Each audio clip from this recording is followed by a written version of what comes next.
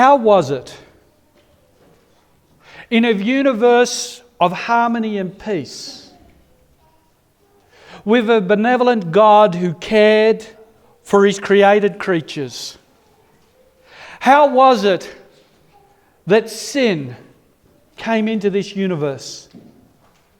And the tragedy, the heartache, the pain, the hell arise that has happened on planet Earth. How could it happen? How could it in Revelation chapter 12 verse 7, and there was war in heaven, Michael and his angels fought against the dragon, and the dragon and his angels fought back. How was it that in a universe for eternity there had been peace, and all of a sudden the cancer of sin arose? There is no legitimate or fair reason for it. There is no reason for it to arrive, but it arrived. And you and I, who are on planet Earth, are experiencing the trauma, the heartache, the horror of sin. And as we go through in these next few days, we will see the two parties of this great war. Satan, who is out to destroy, who thinks he can do things better, and the Almighty God through Jesus Christ, who is saying He is right. See, the interesting thing of the great controversy is Satan has accused God of being unfair. He has accused God of being a tyrant, unreasonable, unjust. And God has said, okay, let's see who is right. And something we don't realise in the great controversy is God has put everything on the line. Satan, a created being, wishes to sit on the throne of God and have equality with God.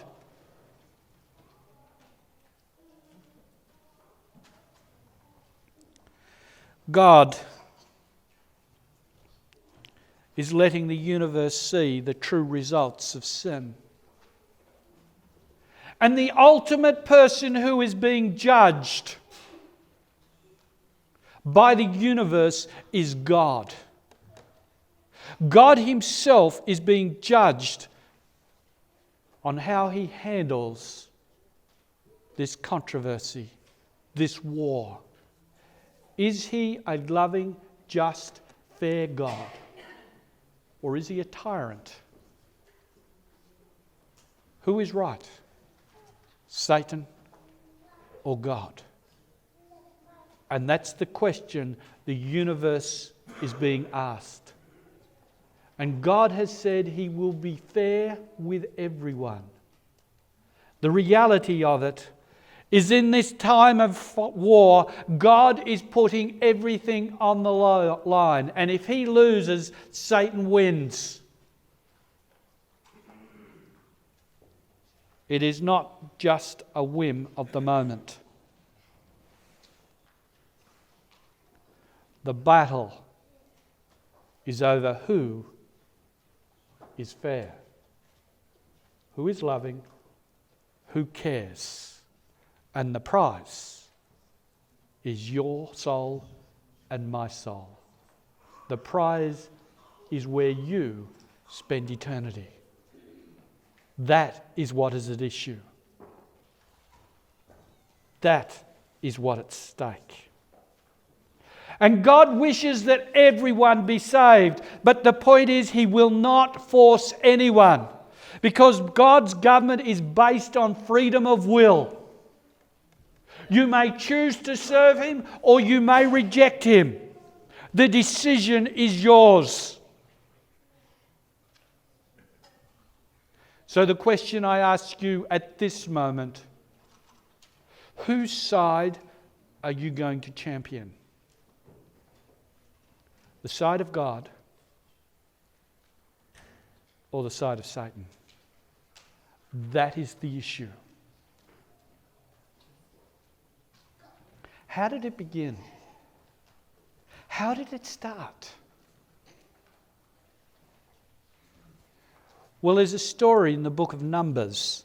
It's a fascinating story, though it's not directly dealing with the Satan by name. It is very interesting because in this story of Numbers chapter 16, we have the story of Korah's rebellion. And it's very interesting as you look at this story, this rebellion, it gives you an idea, a picture of the great controversy from beginning to end. For here in this chapter 16, we can catch a glimpse of the controversy and what it's all about. To put it to history, Moses and Aaron have faithfully been leading the children of Israel. They led them out of Egypt, through the Red Sea to Mount Sinai. Then from Mount Sinai to the borders of the Jordan. They sent out the spies, and Israel balked. They didn't trust God. They saw the dangers. They saw the problems. They didn't see the solutions. And as a result of that, they were told they had to walk in the wilderness for 40 years. And that generation of men would not enter the promised land.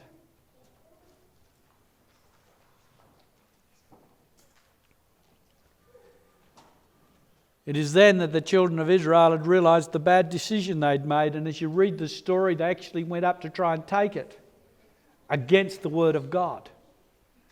And they were defeated.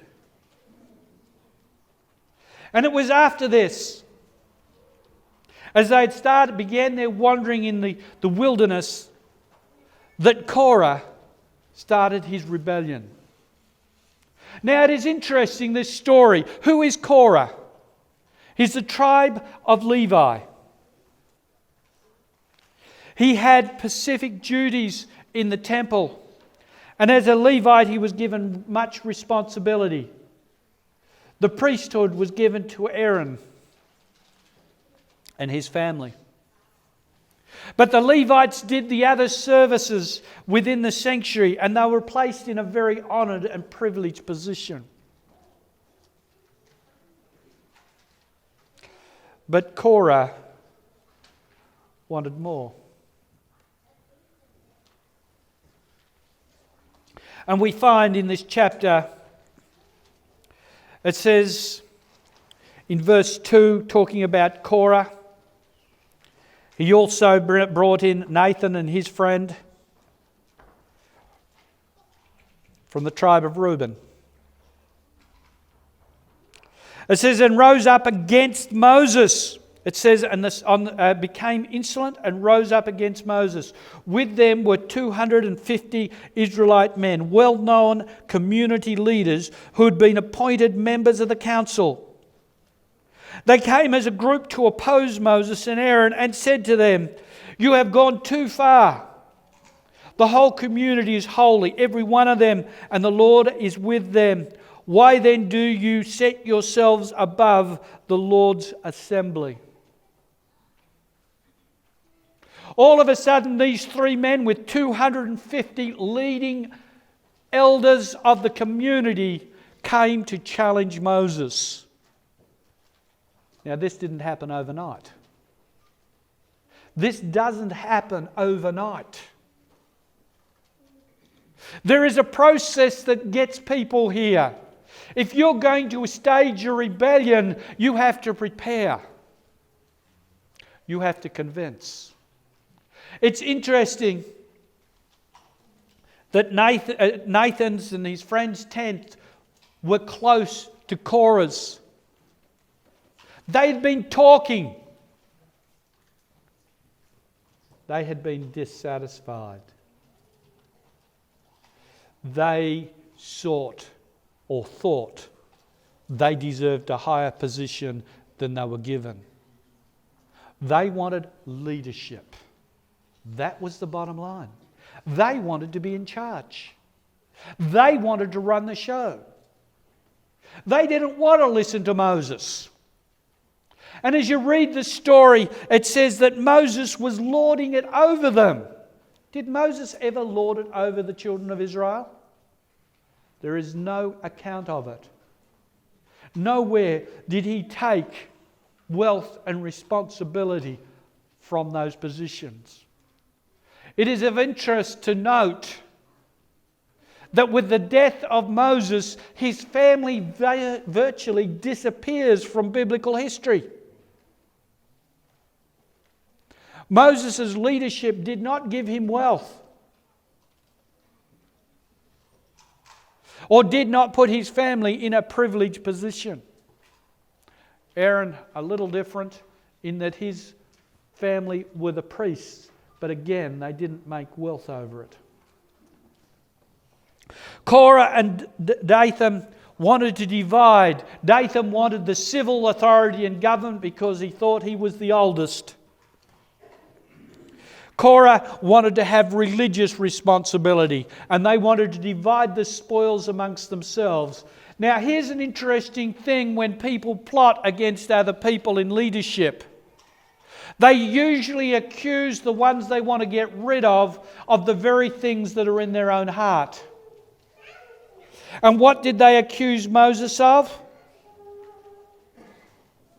Lording over the community. What did they want to do? They wanted to run it their own way. Notice they used half-truths. The whole community was holy. That is correct.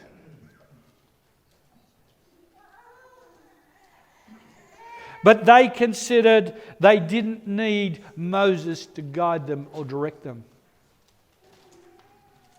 And thus the rebellion started.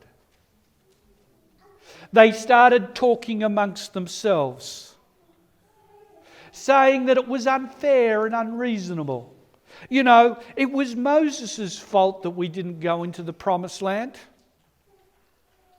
It was his fault. He shouldn't have made that decision. He should have let us make that decision. It was Moses' fault.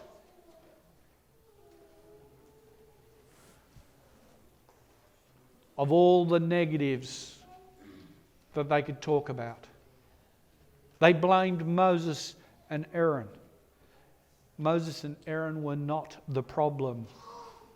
They had been the solution the whole time.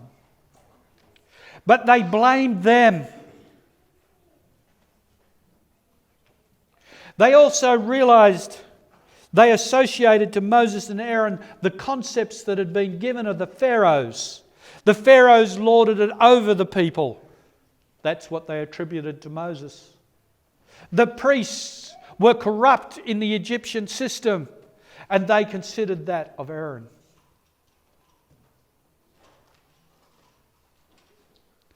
They talked amongst the leaders and the communities, and the word spread around, and slowly discontent came among the Israelites. See, a little truth was mixed with a little error. They felt they were hard done by.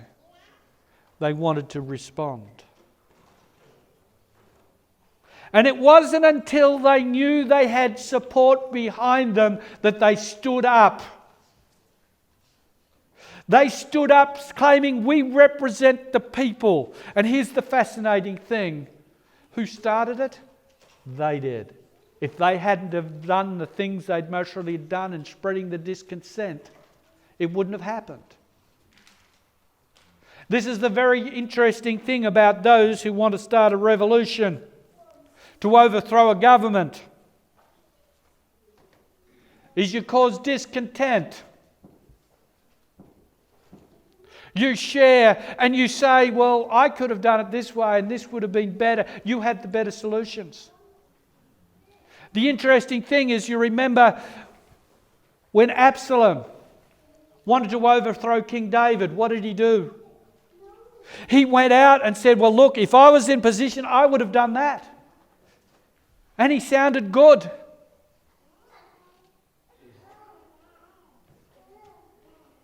This is the best way to bring discontent.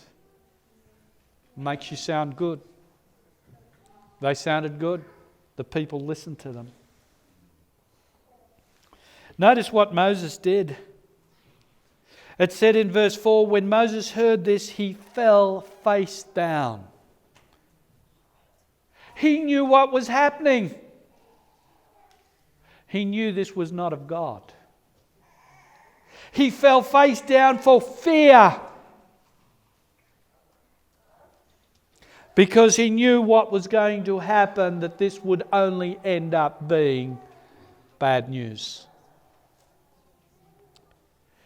It said, then he said to Korah and his fellows, in the morning the Lord will show who belongs to him and who is holy, and he will give the person, he will have that person come near him.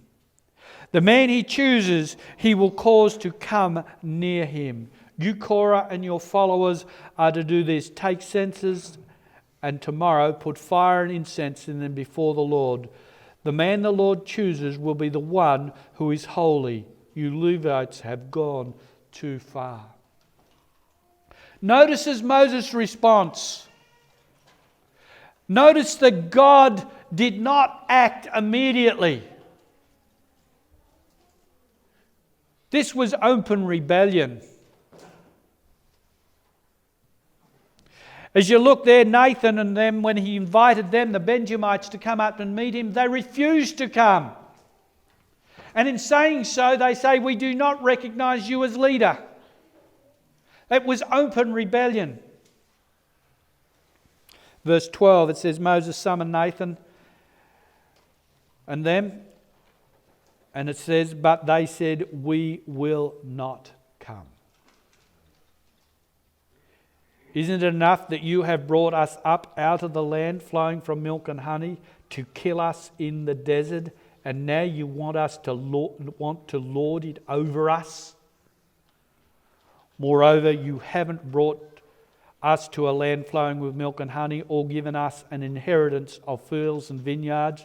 Will you gouge out our eyes of these men? No, we will not come. Notice here they're accusing Moses of lording it out. They're accusing Moses of stopping them from going into the promised land. And they're saying Moses only wants to come them up so he can punish them.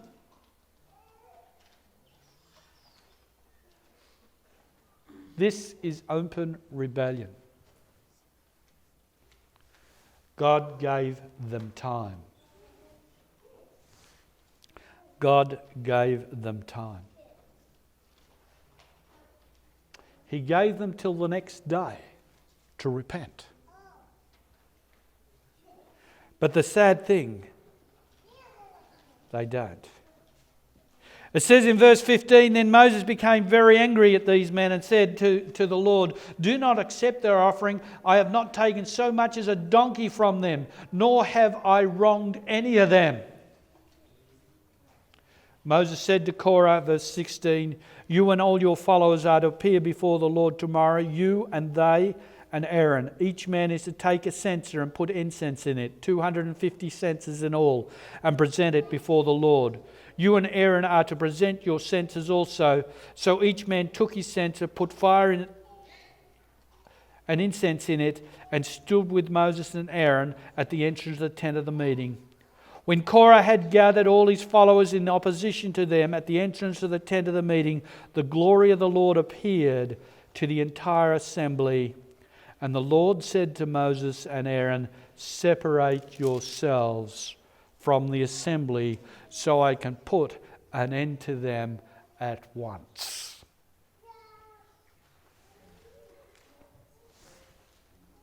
It was obvious who was right, isn't it? There was no question. These men had had a day and they had not changed. But notice the attitude of Aaron and Moses in contrast to these other men. But Moses and Aaron fell face and cried out, "O God, God of the spirits of all mankind, will you be angry with the entire assembly when only one man sins?" Then the Lord said to Moses, "Stay to the assembly, move away from the tents of Korah, Nathan, etc." God was going to move out and destroy Israel. Would have saved Moses and Aaron a lot of troubles, the grumblers they were. Man alive, they're a pain in the neck. He would have been well got rid of them. But see, what was on the line was the character of God. What was he like? And so Moses begs God to show mercy.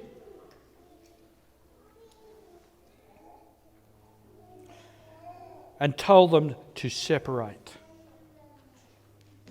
He warned the assembly, "Move back from the tents of the wicked men. Do not touch anything belonging to them, or you will be swept away because of all their sins." So they moved away from the tents of Korah, Nathan, and the others, and these men came out, standing with their wives, children, little ones at the entrance of their tents.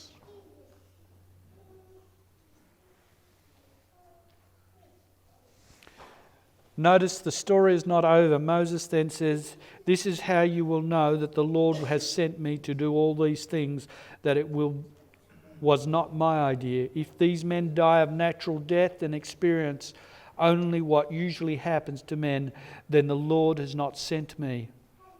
But if the Lord brings about something totally new, and the earth opens its mouth and swallows them with everything that belongs to them, and they go alive into the grave, you will know that these men have treated the Lord with contempt." There was the prayer. We know what happens as you read on. As soon as he had finished saying all this, the ground under them split apart. The earth opened up and they went down living into the grave. And it closed over them. 250 elders with all their belongings, their wives, their families. Now here's an interesting thing. The text talks about those who are able to. Some of Korah's family survived and lived on. So there was mercy shown with justice.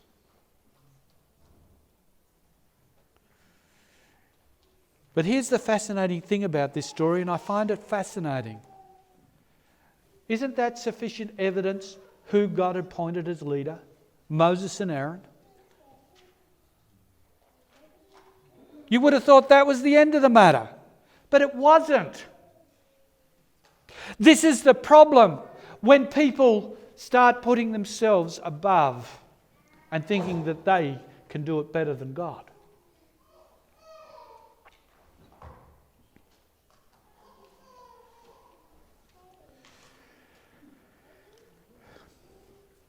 Notice what it responds.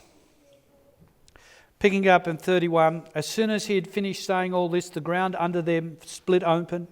The earth opened its mouth and swallowed them with their households and all Korah's men and all their possessions. They went down alive into the grave with everything they owned. The earth closed over them and they perished and were gone from the community. At their cries, all the Israelites around them fled, shouting, "The earth is going to swallow us too." And fire came out from the Lord and consumed the 250 men who were offering the incense.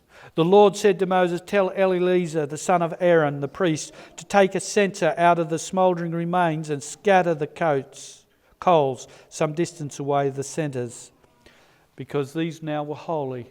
And they overlaid them over the altar of burnt offering to remind Israel of what had happened. Picking it up in verse 41.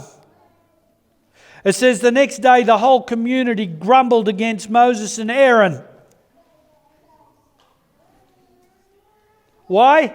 It says, you have killed the Lord's people. The community accused Moses of killing the Lord's people, Korah and the 250.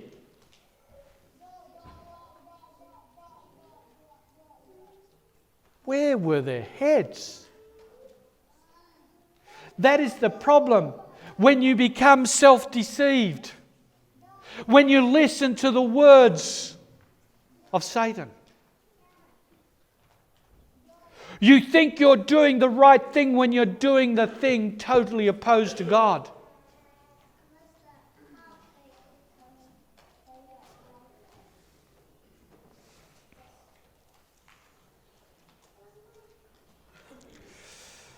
It says, but when the assembly gathered in opposition to Moses and Aaron and turned towards the tent of meeting, suddenly a cloud covered it, and the glory of the Lord appeared. Then Moses and Aaron went to the front of the tent of meeting, and the Lord said to Moses, get away from this assembly so that I can put an end to them at once.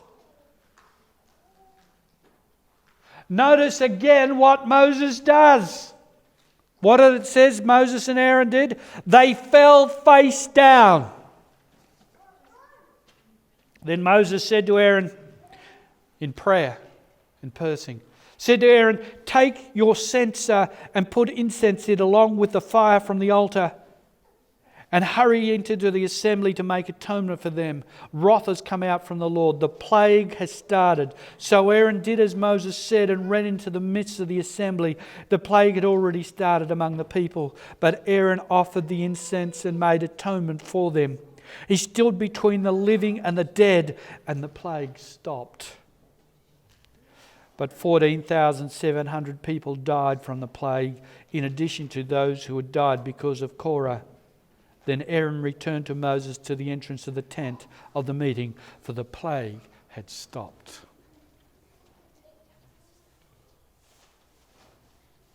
Notice here that Aaron is interceding for the people. It's a fascinating story, this. But it's a mini story of the great controversy. For in heaven, leading princes stood against God, claiming they could do it better.